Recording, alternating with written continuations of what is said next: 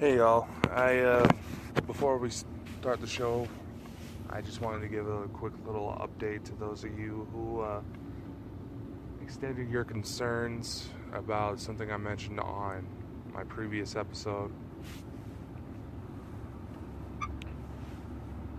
The shorthand of the story is that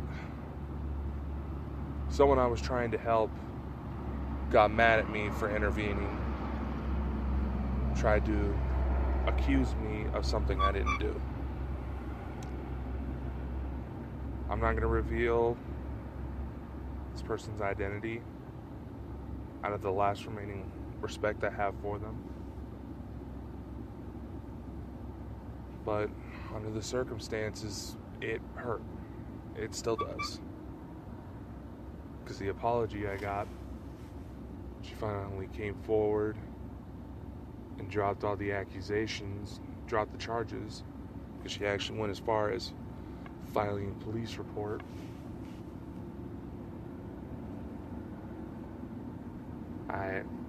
It was a half-cocked apology where she might as well be reading off of cue cards, so it's going to take some time to heal from that, but I promise you guys I'm okay. But now, enough of my sob story. On to the program, right? Let's get on with the show.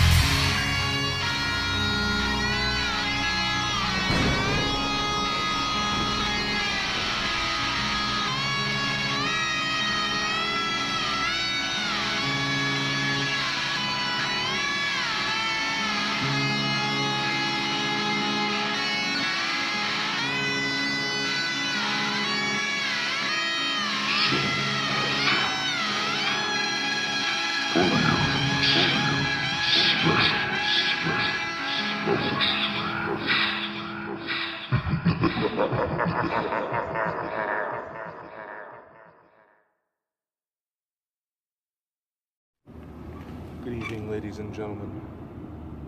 My name is Dakota Franson, and welcome to Dakota's Declassified. Tonight, I wanted to give you insights into one of my very first paranormal investigations. At least I should say it was my very first public investigation.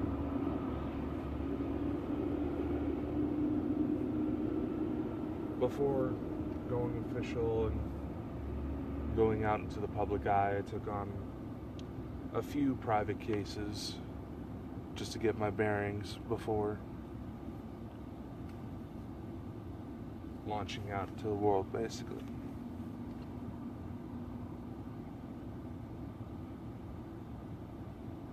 This case takes place about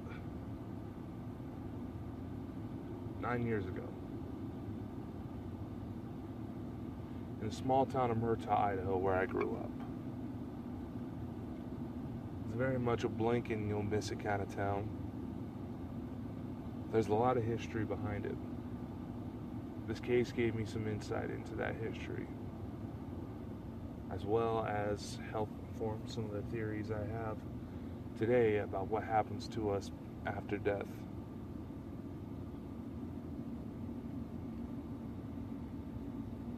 This episode will also tie into this Friday's episode of Specialist of the Strange radio show, where we talk about the types of hauntings. Well, mainly focusing on human hauntings, but I'll talk more about that later on in the program.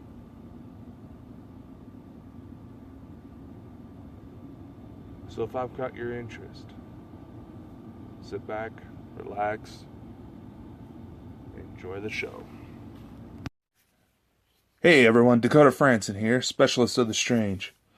I just wanted to come with you real quick about potentially doing your own podcast. Have you ever wanted to start your own podcast? Maybe you got a lot of questions like, how do I record? How do I get my show into all these apps that are out there? How can I make money? There are probably several thousand other questions about getting this show off the ground that you have been formulating and communicating in your mind. And I'm here to tell you that there is a very simple answer to this. Anchor. Anchor is a one-stop shop for recording, hosting, distributing your show. And best of all, it is 100% free. Get all the perks from the other guys without having to pay for subscription fees. And best of all, it is easy. And in fact, Anchor can match you up with sponsors who want to advertise on your podcast right now, which means you can get paid doing what you love. Isn't that the fucking dream, my friends? In fact, that's actually what I'm trying to do right now by reading this ad for you. It is amazing. It helps ease the process for guests, putting on music, whatever you want to do. So if you want to start your podcast, make some money doing it, go to anchor.fm/start to join me and several other fabulous people already using Anchor. That's anchor.fm/start. And I cannot wait to hear you on the air. Now, back in the day, I actually used to have my own team. There was a group of us who all went to school together, as well as a designated adult, to basically act as somewhat of a chaperone in the event that we needed to deal with the police. That never really became a problem, just putting it out there. The police happened to be fans, so that actually worked out pretty well. Anyway, the first investigation was put together I took it on by myself due to the fact that it was a family member and none of my team was available. That was the arrangement. None of us had to attend all investigations.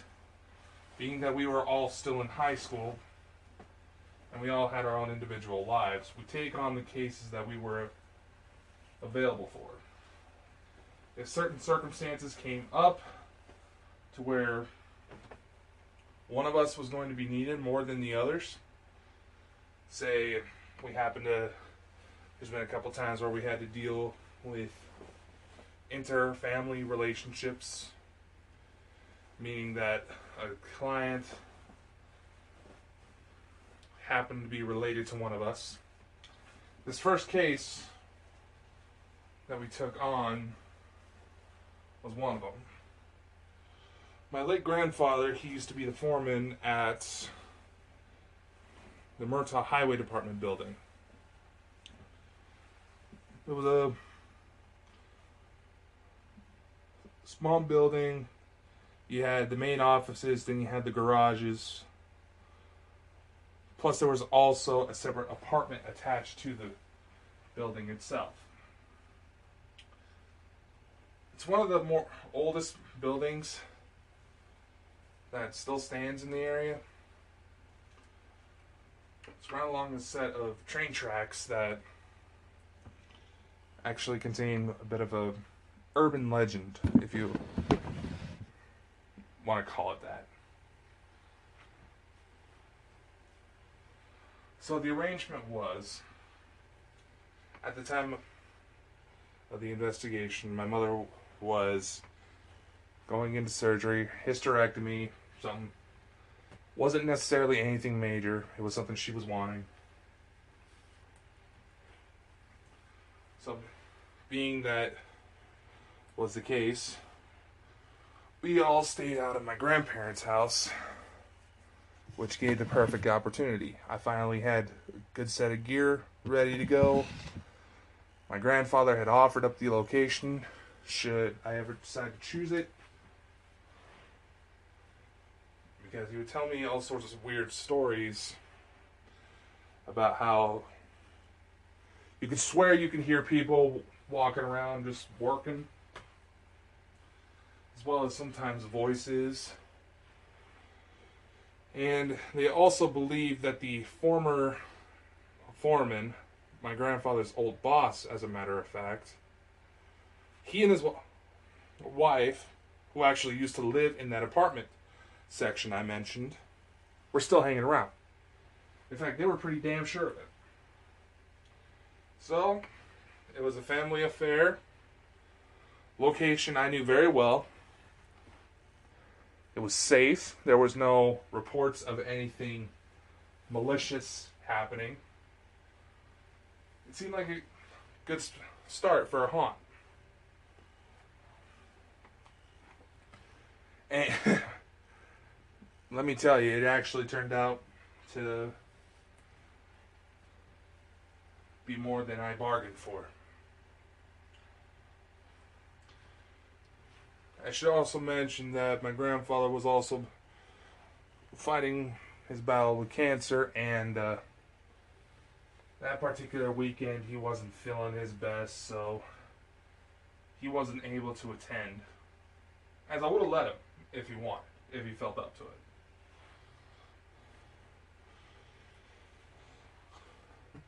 He let me set up shop in his main office, where I ran my DVR system. Now, you might think, Dakota, you don't have to go through the boring setup. It's like, well, yeah, I do, because some old lady who did not have any visible form, some invisible, grouchy old lady, came up behind me. And this was my very first case, so I was ecstatic. It made me jump a little bit because I didn't expect anything to be happening that fast. But as I was setting up my old DVR system, which was a typical CCTV security system that you can get pretty much anywhere nowadays to set up as a home or office security. No fancy gadgets to it whatsoever. I didn't even have illuminators at the time, which could have very well hurt this case, but it was still profitable in a way. But anyway, like I was saying, I was setting up the DVR system, getting the cameras hooked up, placed in locations that seem to have the most activity, to see if maybe we can catch something. As I'm setting things up, of course, I'm just kind of zoning out because I wasn't expecting anything to happen. Suddenly, I hear a grouchy old lady sound like she snuck up right to my ear. Right to my ear. And screamed, "Get out." I was like, now, mind you, my very first official paranormal investigation, I was only 14 years old. I handled a few minor, I like to call them the training days. I handled a few minor incidents that had no real results up to this point. So, the fact that it was already coming off hot, that excited me. I conducted my investigation further. I practically just dropped the whole DVR system right away. At the time, the designated adult was my grandmother, my grandfather's wife, and asked her if she heard the voice. She's like, "What are you talking about?" It's like, I was trying to set up the camera, and all of a sudden, this old lady screams at me. I turn around. I think I see something there. But I turn around, and nobody's behind me. All of a sudden, she's smirking evil. That's my grandma for you. So being that she claimed that she wasn't the one who snuck up behind me, in fact, she was clear across the building. My grandma's got a bit of a reputation of being kind of a ninja, but she's not that good. Don't tell her I said that. Now, being that clearly it wasn't her, I realized that I had to act on this quickly in order to make sure I can catch something. So what I did is I grabbed the night vision camcorder, a digital voice recorder, and propped them on top of this small refrigerator that was located outside the main office. That was mostly for employees or visitors if they just happen to need a drink, stay hydrated, don't need anybody passing out while operating heavy machinery. So, nevertheless, that was the logic behind that.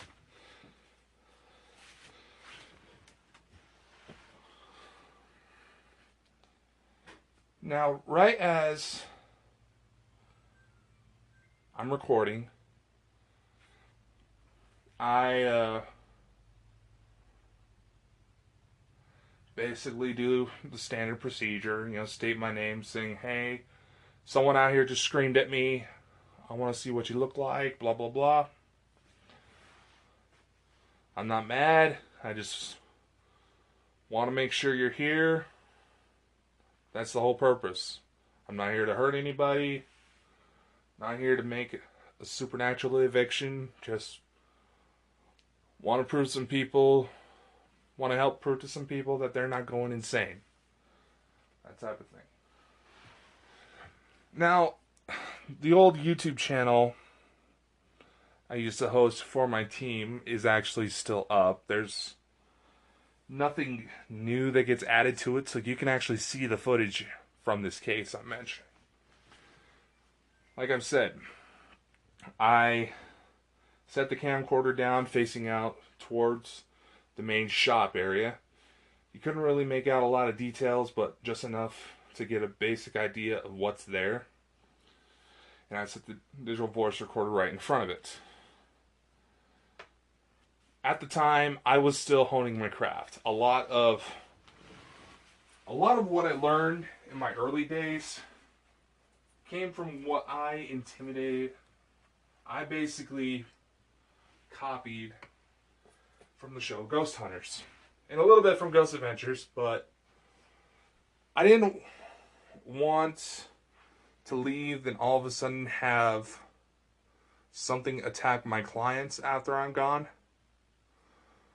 So I didn't want to take Zach Bagan's notorious approach of pissing everything off just because for ratings.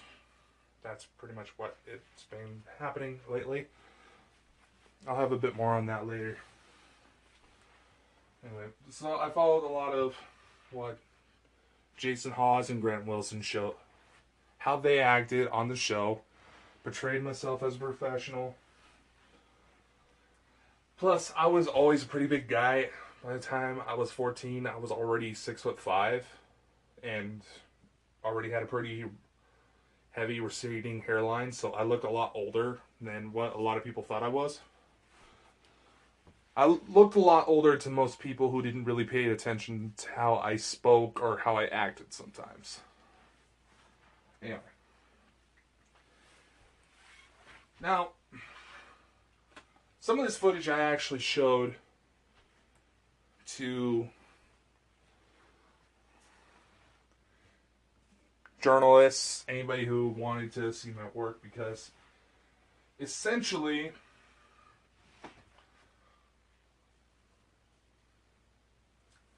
the idea for the YouTube channel at the time that I mentioned earlier, I know I'm kind of skipping around, so just bear with me, okay? The idea for the YouTube channel... Oh, it was bugging me. Sorry about that interruption, ladies and gentlemen. Anyway, the idea for the YouTube channel was to basically try to put together my own show to help build an audience, build the clientele, and show that I meant business. That being said, the videos that are online are from some of my earlier cases before shit started to get real serious. There will be more on that a little later as well.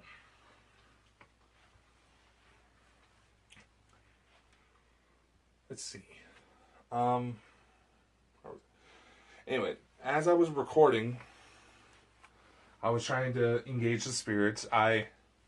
Standard procedure is to space out your questions a minimum to 5 to 10 seconds. Some of my mentors recommend like 3 to 5 minutes, but I haven't really come across anything that would take that long to really respond to your questions. And it's like you can probably argue, oh, maybe it's a relatively new dead person that was there.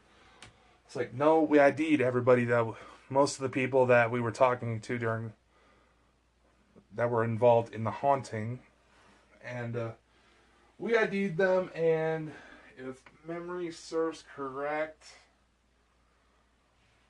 the shortest time span that any of them been dead were at least for a decade.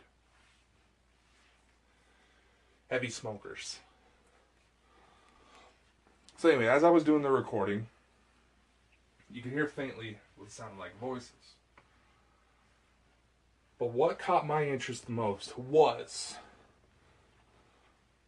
during that same recording, within like a 5-minute time frame of me getting yelled at, I said, I have this camera, basically I said to them, I have this camera set up here.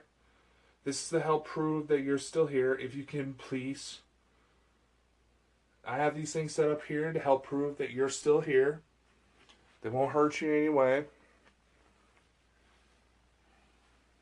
Can you please make yourself known? Could you please approach them? Don't break them. Sometimes you gotta put in that little, please don't break it. And right as I say, could you please make yourself known?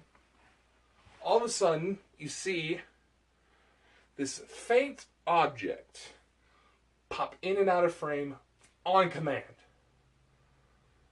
It was transparent. And upon some brightness adjustments, you can see that there were some sort of facial features to this object that appeared without any adjustments whatsoever. With nothing more than adding a little bit of brightness to the photo, you can make out what looked like a male figure's face. And some of the audio recordings suggested I was talking to a male subject. The two spirits that were the husband and wife duo I mentioned earlier, their names were Carl and Fran. They actually, like I said, their kids actually used to go to school with my grandparents. And because my grandfather was the foreman there, as well as my grandma being there with me to help with the investigation, that proved to be sort of a comfort level. You're bringing in people that the spirits know. So, they're a little bit more likely to come out and play. And like I said before, unfortunately, in order to prove a lot of the theories that are out there about spirits, you're kind of needing someone to die and come back to life. Come back somehow. And report on what they've seen. That's the only way to get any base measurements so far. And even that might be a little unreliable. Anyway. The male subject I was talking to was Carl. He was a good guy. Fran also spoke up later. And I believe that we may have actually caught an image of Fran as well. Because later on in the investigation, I was walking around with the same night vision camcorder. It was like a little cheap one I found online for like $30. So, it wasn't anything special. So, to explain the situation, I know this is going to be kind of a boring episode, but I know that I'll have something that you guys might be interested in later. Anyway, to explain the situation, there was the main office, basic shifts. Yeah, I'm sorry, that was an email alert. People tend to bug me at the most inconvenient moments. Anyway, so to set up the situation, there was the office. There was a series of steps. Tap, tap, tap. You go out to the main floor. The shop floor itself had no flooring. It was all gravel. Now the main office, that was cemented down. That was all.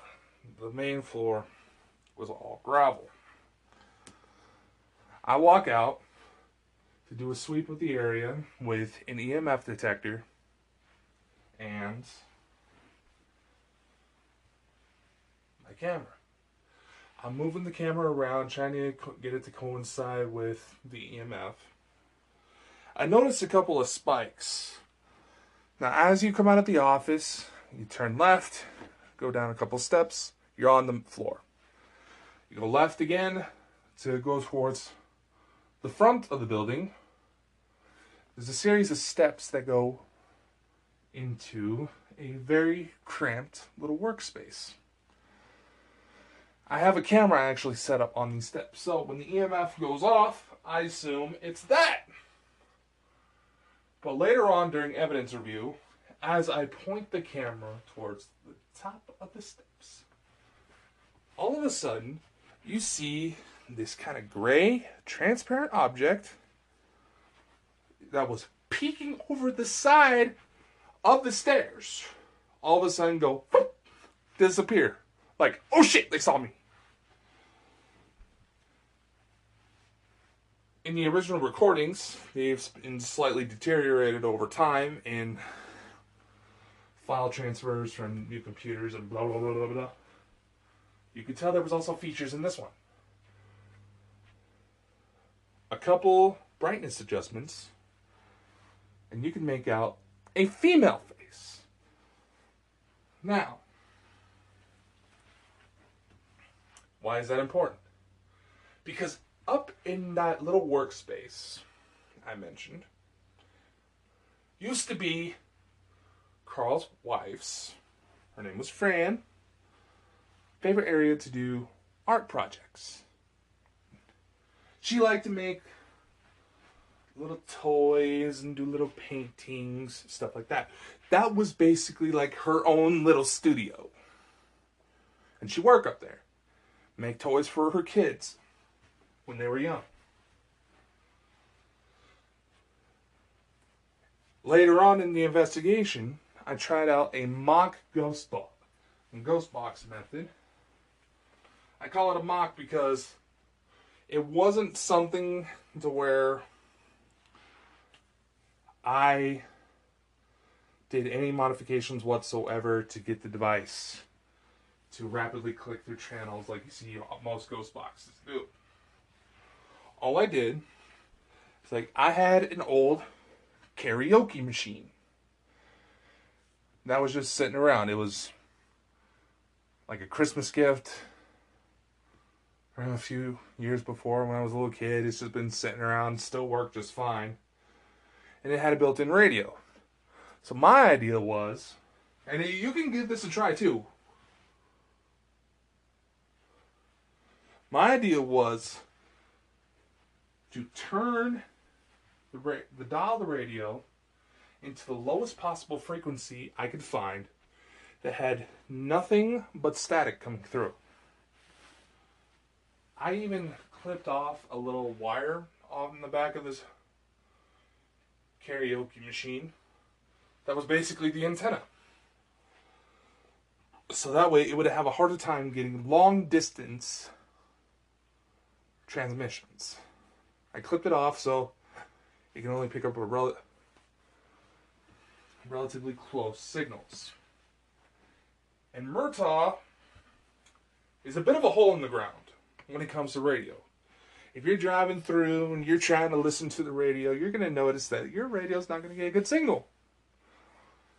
That's just because of how the area is. No mysterious phenomenon behind it. So I had good faith that the signal would not get interrupted by any radio broadcasts at that time frame. Now, mind you, we were getting close to midnight, so I wouldn't mind listening in to Coast AM, but nevertheless. Later on in the investigation, we tried this mock ghost box session with the karaoke machine.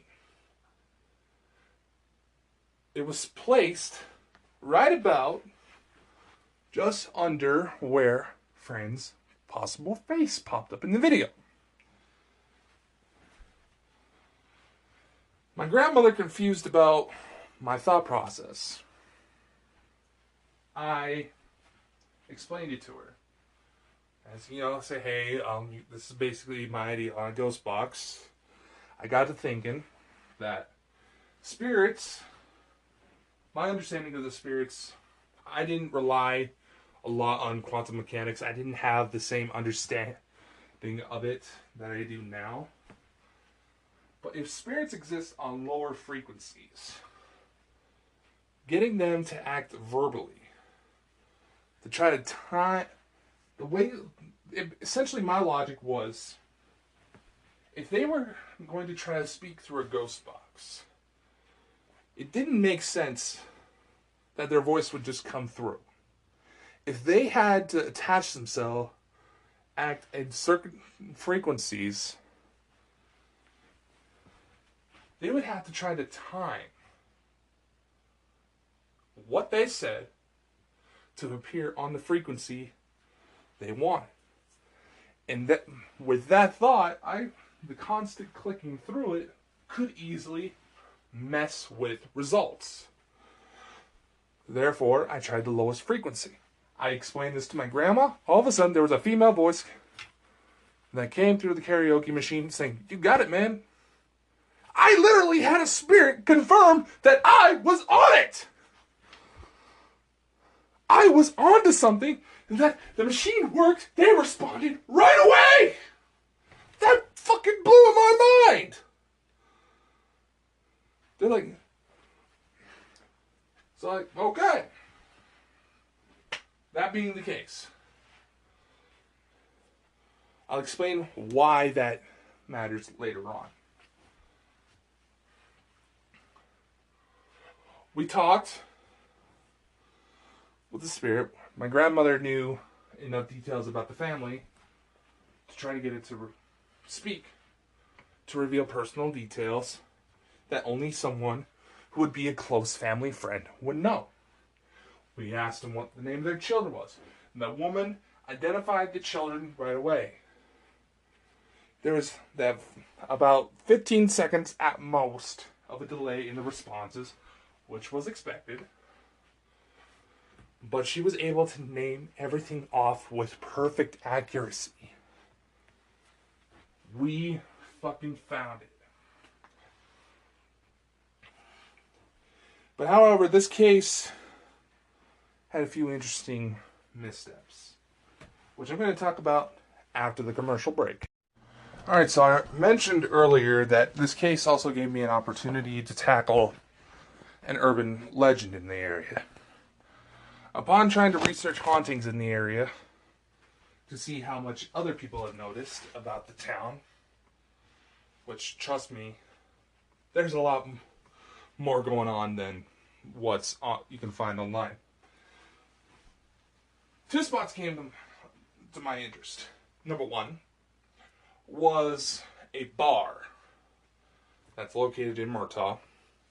It's still there, still operational, constantly under surveillance from state police, and it mostly caters to a few locals, some truckers that happen to pass by, and biker gangs.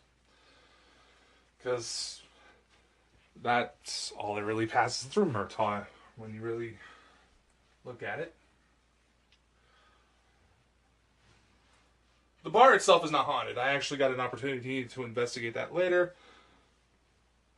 I couldn't find anything that couldn't be explained off that wasn't faulty wiring, old-ass building, and a bunch of drunken knuckleheads.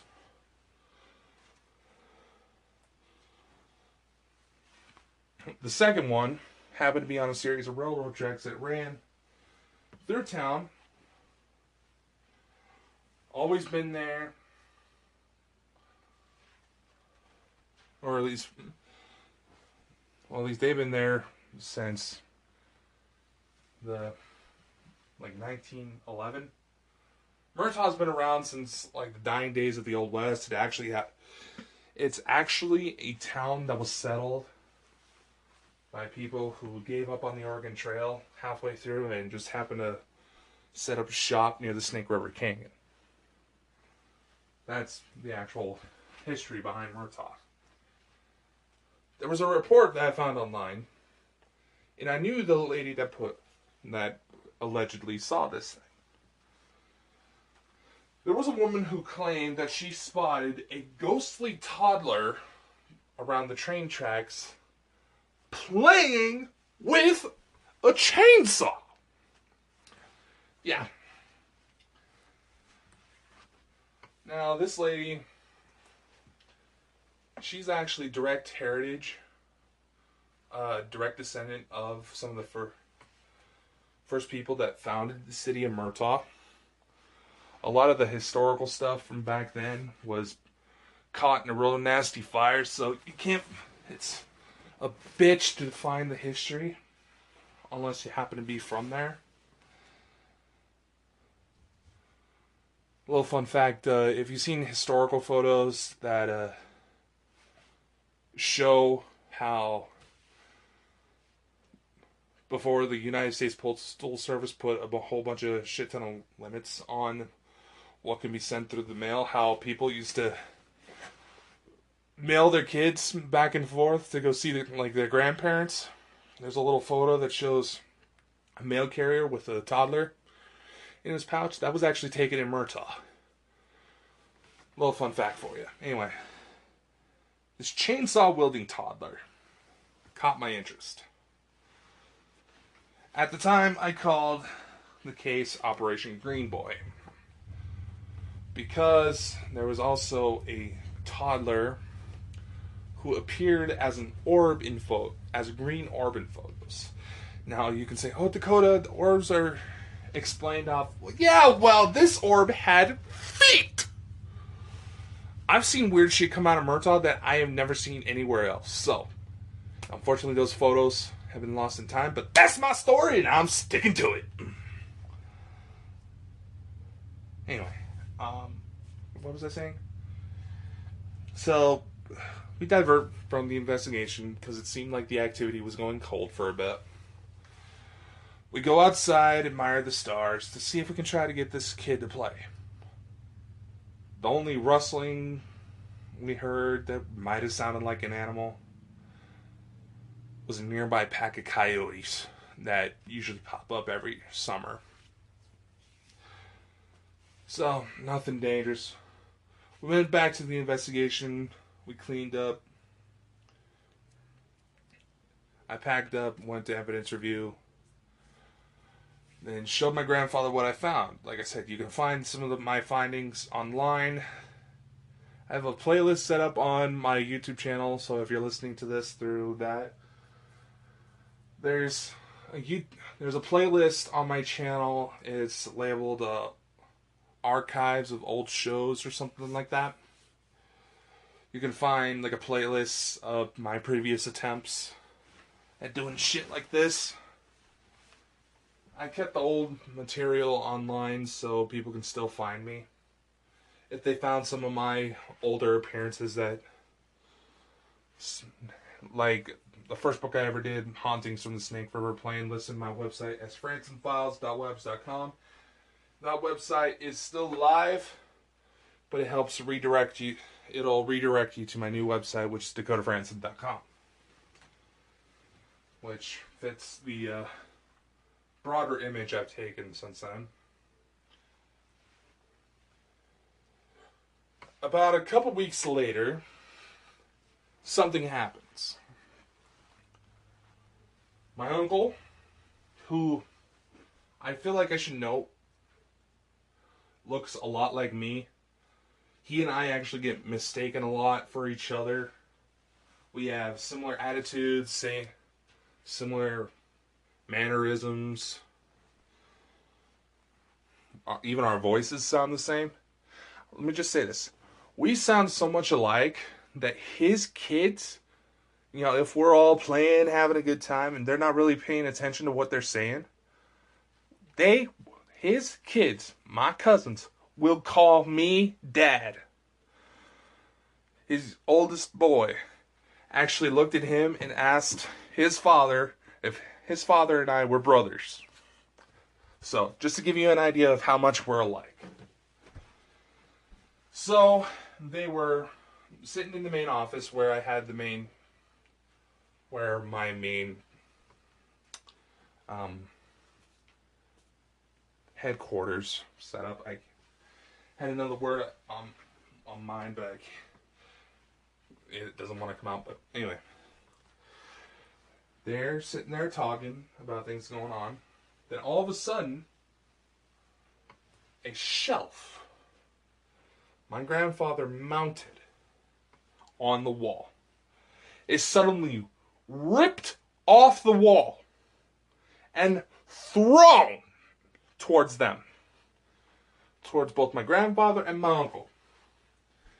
Now, let me explain a couple of things. My grandfather, if he built something, not even ramming a car into it will damage it. If my grandfather built something, he made sure that motherfucker lasted.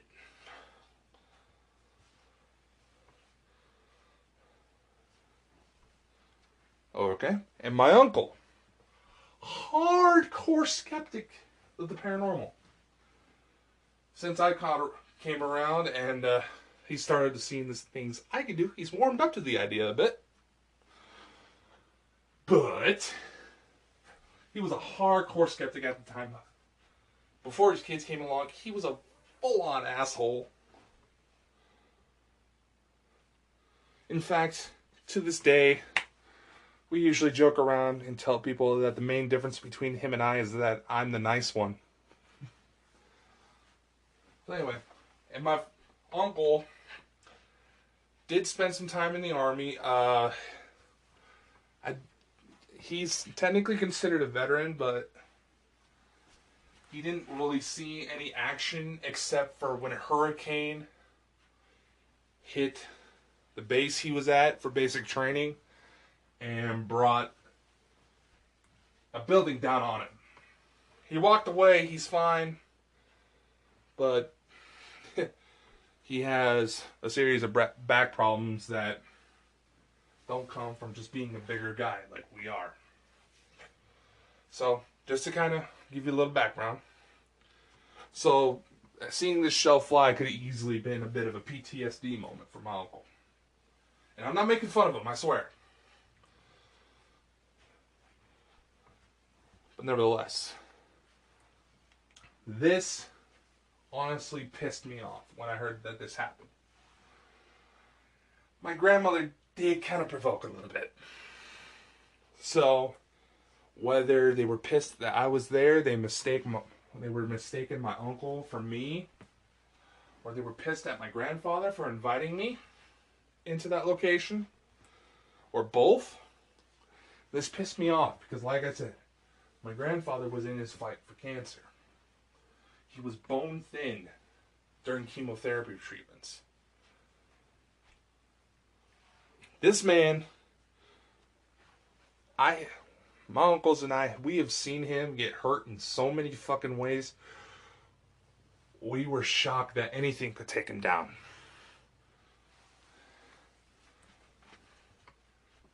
No, let's not go into that. We're running out of time. So, a follow-up investigation was initiated to where I came in blazing. I said, you know what? I don't care if you're here. I don't care if you maybe want to pull a prank every now and then. I don't blame you. I would do the same if I was in your position. But if I ever hear that you harm anybody or try to threaten them or even remotely come close to touching them again, I will come back and I will make sure you will never be able to see this place again. I was pissed off. I was. So I negotiated a deal. The follow-up Shit. That's what I get for trying to do this show early. Anyway, where the fuck was I? Oh yeah, follow-up case. I made this offer in front of a motion sensor. Basically, the idea is you agree to my terms, you set out the motion sensor, and I'll go away. I will not bug you again. The terms were, I don't care if you stick around. I don't care if you occasionally prank somebody. I don't care. You just do what you got to do. But if you dare hurt someone ever again, I will come back and I will make sure you will not be able to rest in this place. Before I even finished my sentence, they set off the motion alarm. I packed up and I left. I wasn't going to press my luck. My grandfather was going through enough shit right at the moment. And didn't need shit that he can't fucking see trying to attack him. So how does this... Now, I mentioned that this Friday I'm going to be talking about human types of hauntings. This case actually provided insight into how each of those hauntings may manifest. You have the typical intelligent haunting, which is basically when the spirit is aware of what their surroundings, aware that you're there, and does try to communicate. Residual, the spirit has no clue you're there, they're going through their day-to-day lives or going through some sort of loop. Then you have the poltergeist. The poltergeist was slightly, there was a couple key terms, slightly in there due to the shelf being ripped off. Residual hauntings, despite some people saying that it's only traumatic events being played in a loop-to-loop, technically, if certain circumstances hit just right, your day-to-day routine could easily become a residual haunting. There was also Carl and Fran being able to communicate and actively participate in both cases proved that they were intelligent type haunts. They knew that we were there. They knew what year it was. They knew how the place had changed. Then there was also residual type haunts. While I was trying to do an EVP session in the workspace of Fran's I mentioned earlier,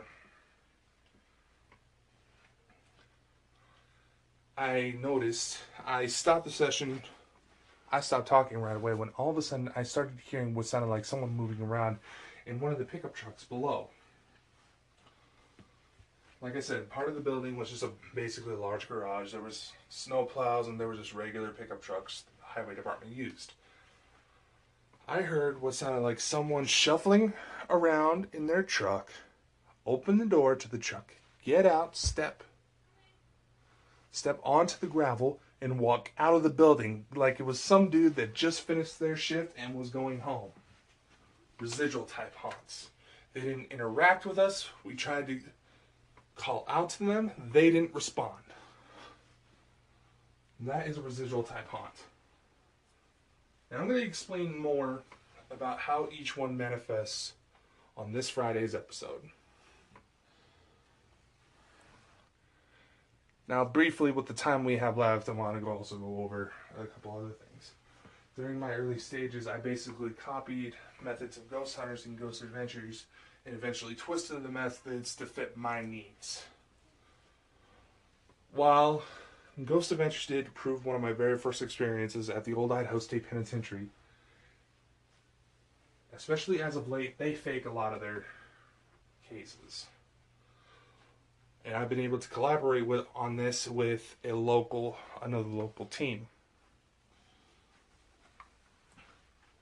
Some of the pentagrams, claims of witchcraft, and Ghost Adventures has been using to create a dark setting for their investigations.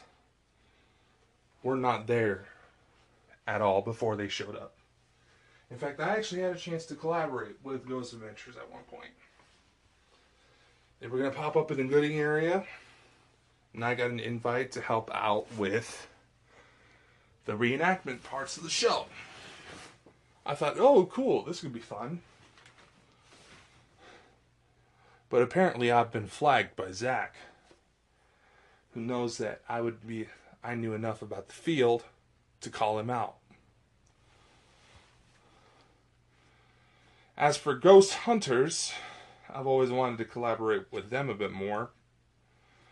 There was talks when they did an event up in the Boise, Idaho area that they were monitoring a young group in the area, which I've assumed was me because one of my first, after this case was done, wrapped up, and I got all the video footage I gathered, collected, I actually posted it on their public Facebook pages in hopes to get a response from them and to hear their opinions.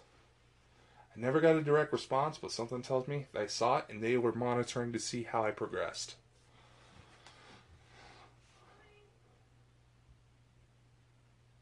And there may be further efforts to collaborate with them in the near future. Back in March, a local journalist was doing article specials for the Sunday paper on the paranormal in the area, and Jason Hawes actually helped serve as a bit of a consultant as well, so I indirectly already worked with them. So that made me very happy. This case opened up a lot of new avenues. Being that it was my very first public investigation, and I was already able to capture something, that was enough of the drive I needed to keep going. That was enough for me to be able to say, yo, explain that. Further videos that are on the same YouTube channel I mentioned from earlier serve as a bit of a greatest hits compilation. The idea for the show was to also put up how certain things could be faked, but that was shut down after very personal incidents took hold. Which I also want to kind of tease a little bit, because I am currently, and I want to hear your guys' opinion on what you would think for this type of episode.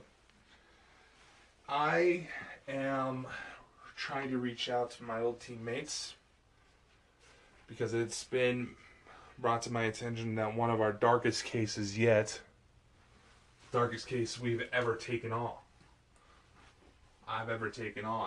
that tried to kill at least 3 of us. Two of us definitely, 3 of us indirectly,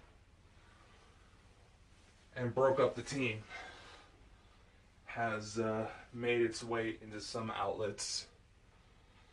I don't know if it's their skepticism on the matter, or if they're too afraid to publish it because of what happened. But